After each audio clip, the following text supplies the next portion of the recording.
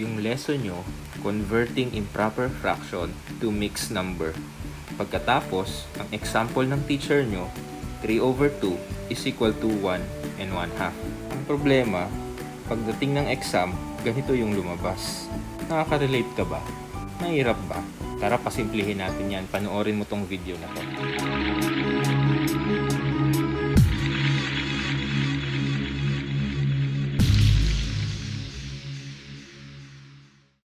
Okay.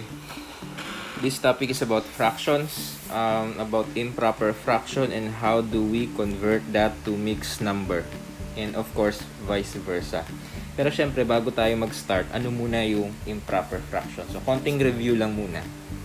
So, anong difference ng proper and improper? So, example, 1/2 and 2/3. Diba? This one is called the numerator and this one is called the denominator. Sa proper fraction, the numerator is less than the denominator. Ngayon, pagdating naman sa improper fraction, yung numerator natin ay mas malaki kumpara sa denominator natin. Okay? So, numerator greater than denominator. Now, whenever we have improper fraction, the standard is to convert improper fraction into a mixed number. So, when we say mixed number,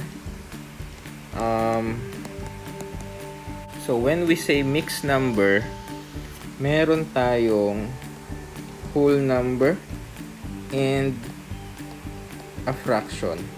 Ito yung whole number natin. Ito yung numerator ng fraction natin. Ito yung denominator ng fraction natin.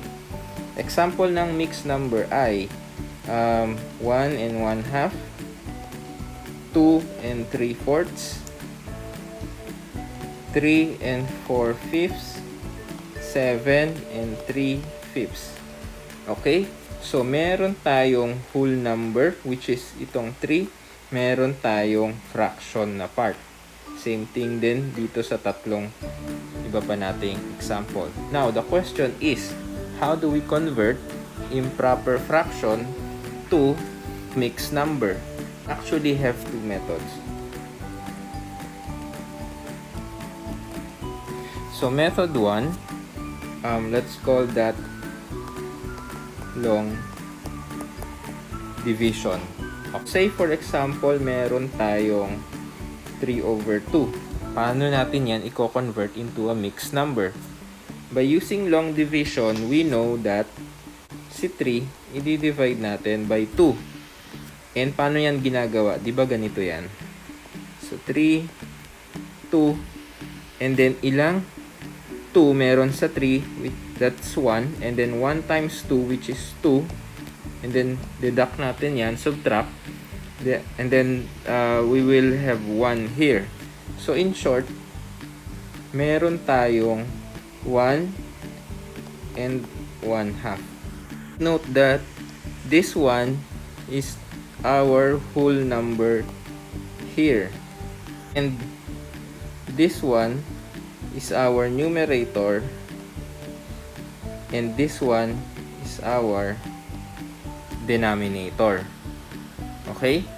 Let's have another example. What is 7/2 in mixed number using the long division method? Okay, so 7 divided by 2, how many 2's do we have in 7? We have 3, and then 3 times 2 is 6, and then 7 minus 6 is 1. So in short, the answer is 3 and 1/2. Let's have another example. Let's say we have 10 divided over 3. What is that in mixed number? So, using the long division method, we have 10 divided by 3. How many 3's do we have in 10? That's 3 also.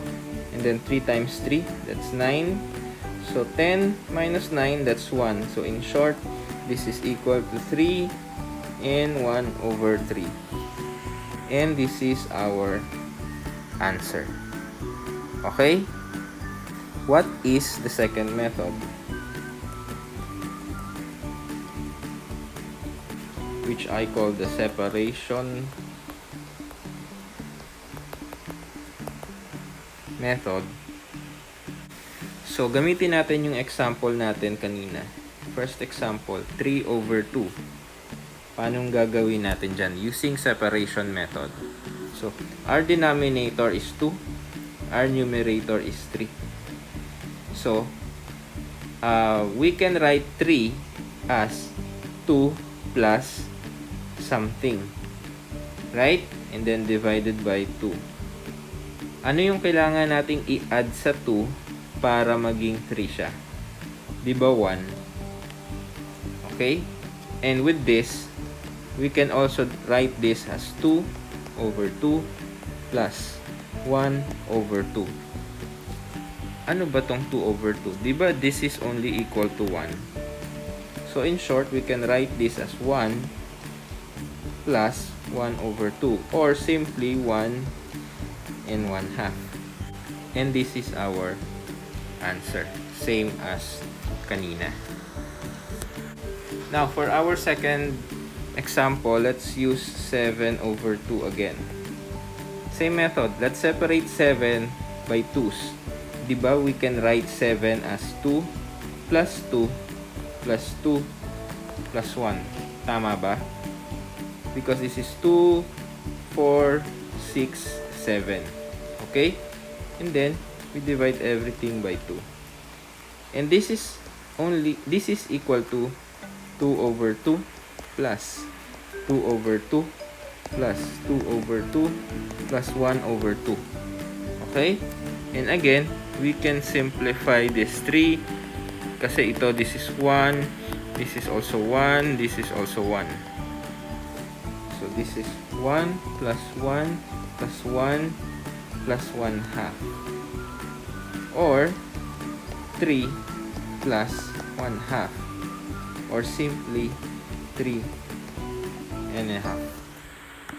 This is our final answer. Now, for our third example, meron tayong 10 over 3. So, the first step is to write 10 in a series of 3. Okay? So, that's 3 plus 3 plus 3 plus 1. Then, over 3. Okay? So, this is 3, 6, 9, 10. Okay? And then, we can write this as 3 over 3 plus 3 over 3 plus 3 over 3 plus 1 over 3. Right? Then we can simplify this. So this is 1 plus 1 plus 1 plus 1 over 3. Or simply 3 plus 1 over 3.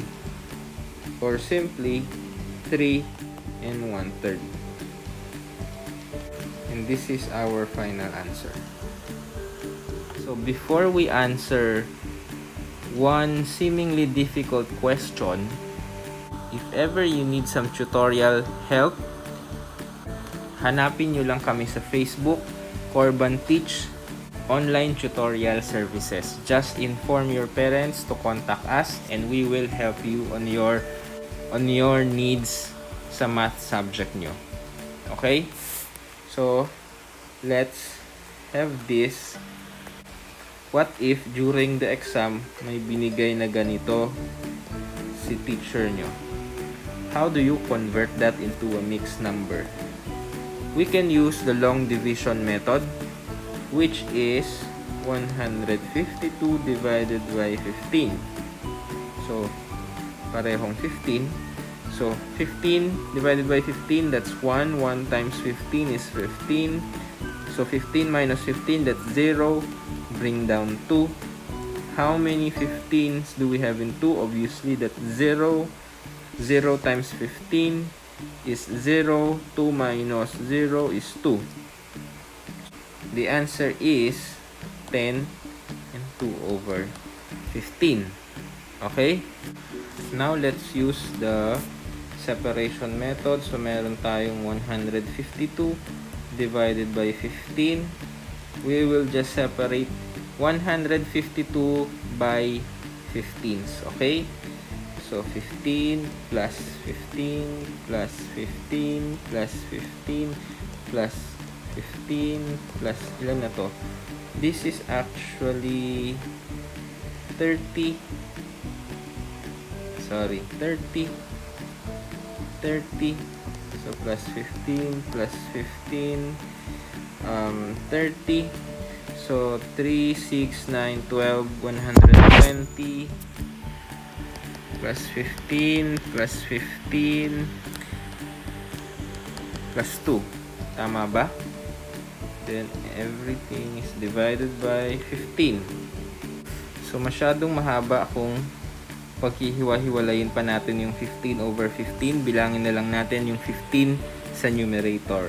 So, we have 1, 2, 3, 4, 5, 6, 7, 8, 9, 10. Pagkatapos may putal na 2. So, in short, this is equal to 10 over 2, 10, and 2 over 15. And this is our answer.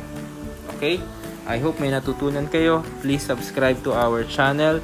Hit the bell button para ma-notify kayo every time na mag-release kami ng panibagong video. So, kung nalilito kayo, panoorin nyo lang ang mga videos namin. Let's make things simple.